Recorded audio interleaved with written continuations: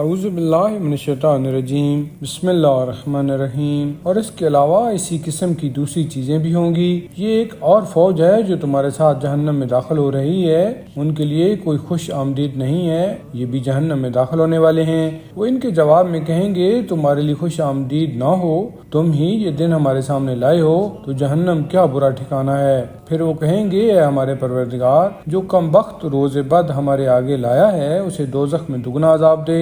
وہ کہیں گے کہ کیا بات ہے، ہم یہاں ان لوگوں کو نہیں دیکھ رہے جن کو ہم دنیا میں برے لوگوں میں شمار کرتے تھے؟ کیا ہم نے بلا وجہ ان کا مذاق اڑایا تھا، یا نگاہیں ان کی طرف سے چوک رہی ہیں؟ یہ بات بالکل سچی ہے کہ دوزخ والے آپس میں جھگڑیں گے۔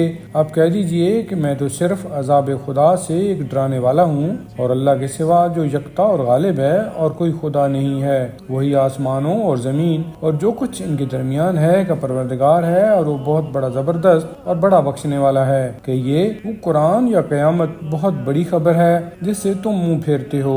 مجھے تو ملائے اعلیٰ یعنی عالم بالا کی کوئی خبر نہ تھی جبکہ وہ فرشتے آپس میں بحث کر رہے تھے۔ میری طرف اس لیے وحی کی جاتی ہے کہ میں ایک کھلا ہوا ڈرانے والا ہوں۔ وہ وقت یاد کرنے کے قابل ہے جب تمہارے پروردگار نے فرشتوں سے کہا کہ میں گیلی مٹی سے ایک بشر یعنی انسان پیدا کرنے والا ہوں، جب میں اسے تیار کر لوں اور اس میں اپنی خاص روح پھونک دوں تو تم اس کے سامنے سجدہ ریز ہو جانا۔ تو حسب الحکم سب فرشتوں نے سجدہ کیا سوائے ابلیس کے کہ اس نے تکبر کیا اور کافروں میں سے ہو گیا۔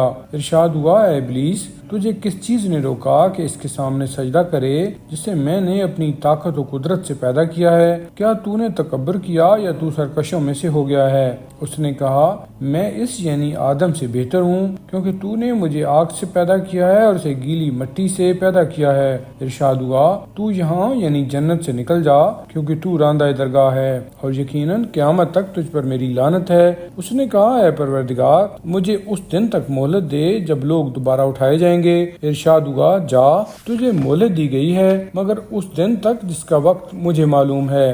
ابلیس نے کہا تیری عزت کی قسم، میں سب لوگوں کو گمراہ کروں گا سوائے تیرے منتخب اور برگزیدہ بندوں کے۔